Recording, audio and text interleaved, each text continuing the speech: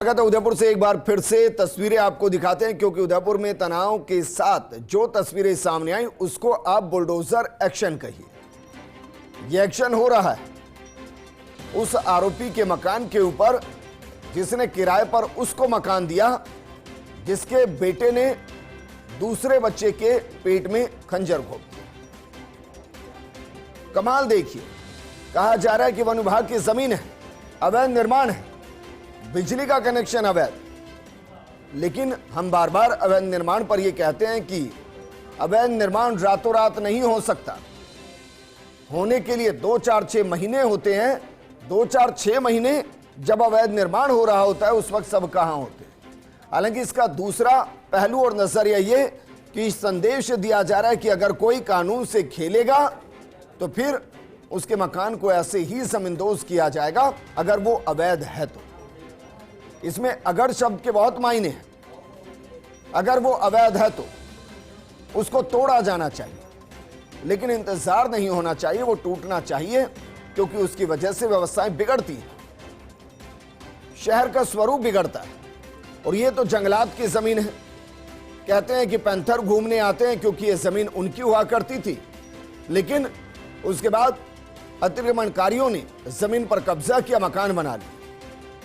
जिस मकान को तोड़ा गया है, इस मकान के अंदर वो परिवार रहता था जिसके बच्चे ने स्कूल में अपने सहयोगी के पेट में खंजर मारा। लेकिन ये उस परिवार का मकान नहीं है, वो परिवार तो किराए पर रह रहा था। तो मकान किसका है बहुत मायने नहीं रखता, क्योंकि मकान अवैध है और इसलिए मकान को तोड़ा गया। 24 घंटे का भी मुझे लगता नहीं कि वक्त दिया गया होगा कि भाई अपने सामान को बाहर निकाल लीजिए, क्योंकि 24 घंटे पहले तो घटना ही घटी है और आज बुलडोजर चला दिया गया। बुलडोजर चला दिया गया, मकान जमींदोज किया जा रहा है और कहा जा रहा है कि भाई इस लाइन के अंदर बहुत से मकान हैं जो अवैध तरीके से निर्मित किए गए हैं। अब उन पर यह बुलडोजर चलेगा या नहीं चलेगा ये हम नहीं बता पाएंगे, क्योंकि जहां चल रहा है वहां की तस्वीरें आपको दिखा रहे हैं।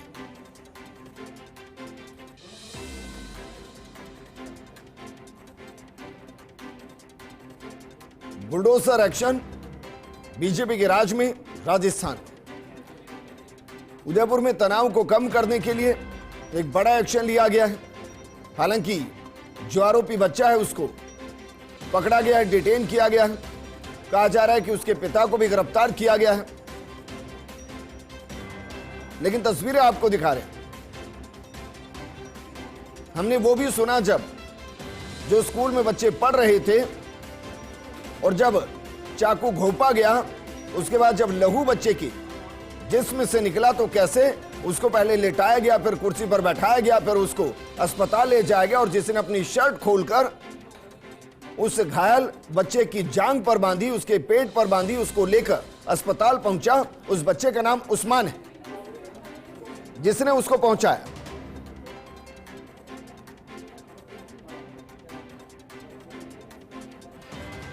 वहीं उदयपुर के घटनाक्रम के बाद शिक्षा विभाग का बड़ा फैसला। शिक्षा विभाग ने जारी की गाइडलाइन, स्कूलों में कैंची चाकू लेकर आने पर लगाया बैन।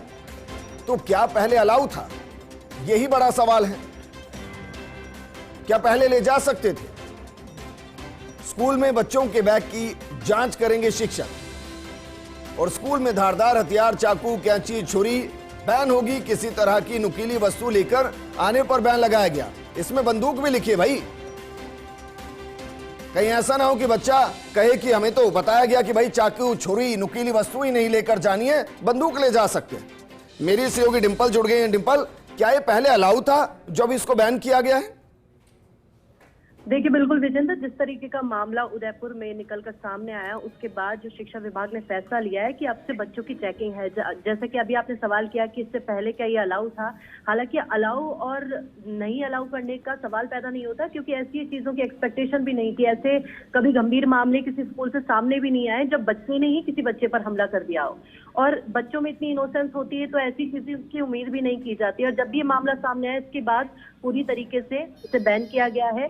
जो शिक्षा विभाग के निदेशक है आशीष मोदी, उन्होंने ये आदेश जारी किए जिसमें साफ तौर पे लिखा है कि स्कूल में अब किसी भी प्रकार का कोई धारदार हथियार, चाकू, कैंची, छुरी के साथ किसी भी तरह की कोई नुकीली वस्तु स्कूल के अंदर नहीं ले जा सकेंगे। और इसके साथ ही सार्वजनिक तौर पर जो नोटिस बोर्ड पे सूचना है वो भी चस्पा की जाएगी, उसके अंदर जानकारी होगी और बच्चों को गाइड भी किया जाएगा कि आखिर वो किस तरीके से बिहेव करें और ऐसी सिचुएशन में टीचर से बात करें, ना कि ऐसा कोई कदम उठाए, कोई बड़ा कदम उठा सके। और देखिए, जिस तरीके का मामला सामने आया उसके बाद से खुद आशीष मोदी हैं, उन्होंने भी बोला है कि परिवार अपने बच्चों को जिस तरीके से स्कूल में पढ़ने के लिए भेजते हैं, तो ऐसे में स्कूल स्थान है वो बहुत ज्यादा सुरक्षित होना चाहिए, ना किसी प्रकार का कोई वायलेंस हो, या फिर इसी को ध्यान में रखते हुए जो ये गाइडलाइन है वो जारी की गई है। और सार्वजनिक बोर्ड पे जो सूचना लगेगी उसमें भी पूरे पॉइंट होंगे, किसी बच्चे का एडमिशन होगा तब भी पूरी जानकारी दी जाएगी। और बच्चे जब डेली बेसिस पे स्कूल जाएंगे, चाहे सरकारी हो निजी स्कूल हो, दोनों ही स्कूलों में उनकी पूरी तरीके से चेकिंग की जाएगी। किसी बच्चे के पास भूलवश कुछ ऐसा सामान नहीं हो उनके बैग में जो किसी भी प्रकार से किसी के लिए हिंसा का कारण बन सके। तो इस प्रकार के जो शिक्षा विभाग का फैसला है वो डिंपल, मेरा सवाल बहुत अलग हो सकता है, लेकिन भाई प्रैक्टिकल की क्लासेस होती हैं, ज्योमेट्री बॉक्स होता है, उसमें प्रकार होता है, और भी कई चीजें होती हैं जो नुकीली हैं, अब वो ले जा सकते हैं नहीं ले जा सकते? देखिए, बिल्कुल विजेंद्र, सवाल आपका बिल्कुल सटीक है, क्योंकि जो बच्चों की ड्राइंग वगैरह होती है उनके अंदर जो ऐसी चीजें होती हैं जो वाकई उनको लेकर जानी भी है, तो वो टीचर्स की अवेलेबिलिटी में, जब टीचर्स की देखरेख में, जहां पर अभिभावक नहीं, जहां पर शिक्षक होंगे वहां पर उनकी मौजूदगी में किया जाए। और उनसे जो बड़े बच्चे हैं या उनसे जो ज्यादा उम्र के बच्चे हैं उन पर विशेष तौर पर ध्यान रखा जाएगा, क्योंकि ऐसा संभव नहीं है। अभी तक जो ये गाइडलाइन निकाली है इन चीजों को ध्यान में रखकर है कि आगे नुकीली चीजें नहीं लेके जाए, स्कूलों में इन पर बैन लगाया जाएगा, लेकिन इस तरीके से संभव नहीं हो पाएगा, क्योंकि अगर शिक्षक बहुत ज्यादा देखरेख करेंगे, एक एक बच्चे की ध्यान रखा जाएगा, तो हो सकता है कि निजी स्कूलों में संभव हो, पर सरकारी स्कूलों में ऐसा संभव नहीं है, क्योंकि कहीं तो ऐसी सिचुएशन है जहां पर शिक्षक ही नहीं है।